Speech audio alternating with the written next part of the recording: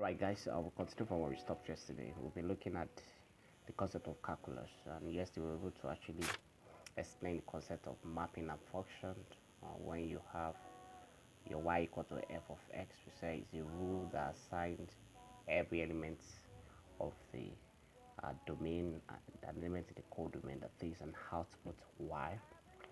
Now with this interesting fact, and just like what we said about calculus, I want to check how variation in one variable, which is the independent variable, how does it affect the dependent variable.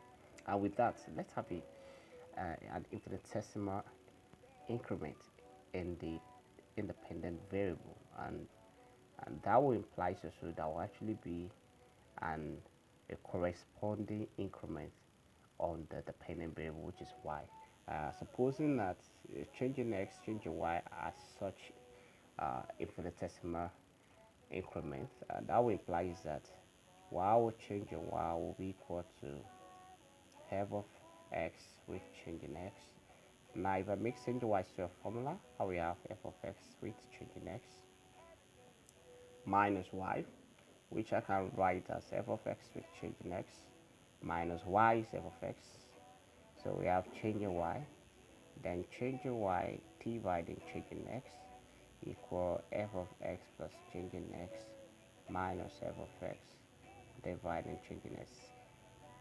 Now changing has been infinitesimal, it implies that it's very close to zero. That's the idea of this limit.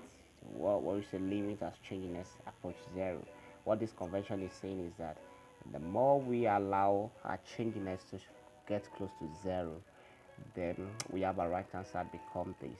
Now what we have here is what you call your derivative of your y.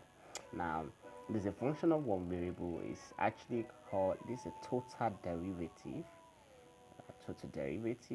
As time goes by, when we actually began to look at the concept of partial derivative, then we'll see what does it mean to have a total derivative. We mean when we say partial derivative. So that implies that if I want to find how y varies with x, which is a dy dx, it's going to be nothing but limits as this approach 0 of f of x to changing x minus f of x to changing x.